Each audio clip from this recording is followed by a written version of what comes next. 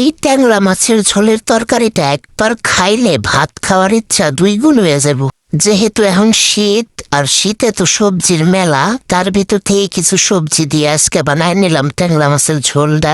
একদম গ্রামীণ স্বাদে রান্না করবো আজকের এই তরকারির রেসিপিটা। আসসালামু আলাইকুম, কেমন আছেন সবাই? সবজি কাটা শেষে আমি মাছটা ধুয়ে নিছি, তারপরে এর ভিতরে একটুখানি লবণ আর হলুদ দিয়ে ভালো করে মাখায় নিমু। মাছটা মাখানো হয়ে গেলে মাছটা একটু ভেজে নিমু, হালকা হালকা করে ভাজমু। বেশি ভাজলে তো আবার মাছ ভেঙে চুটা গুঁড়া হবো, এই জন্য হালকা হালকা করে ভেজে নিমু মাছটা। তারপর উল্টা পাল্টা করে মাছটা ভেজে নেওয়ার পরে আমি মাছটা নামাই নিমু।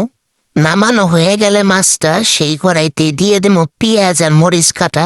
তারপর ভালো করে পেঁয়াজ মরিচ ভাজা ভাজা হয়ে গেলে তার মধ্যে দিয়ে দেবো আদা রসুন বাটা, লবণ, হলুদের গুঁড়া, মরিচের গুঁড়া, ধনিয়ার গুঁড়া। এগুলা দিয়ে একটু ভালো করে নাড়াচাড়া করে মশলাটা কষাই নিমু। মশলা কষানো হয়ে গেলে তার ভিতরে দিয়ে দেবো কাটতে রাখা সবজিগুলো দিয়ে নাড়াচাড়া করে ঢেকে দিয়ে আবার একটু কষামু। সবজি কষানো হয়ে গেলে তার ভিতরে দিয়ে দিব পরিমাণ মতো পানি। পানি দেওয়া হয়ে গেলে তরকারিটা ঢেকে দিয়ে রান্না করবো বলক না আসা পর্যন্ত।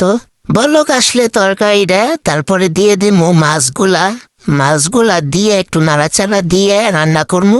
ঝোলটা একটু ঘন হয়ে আইছে, এখন আমার তরকারিটা হয়ে গেছে।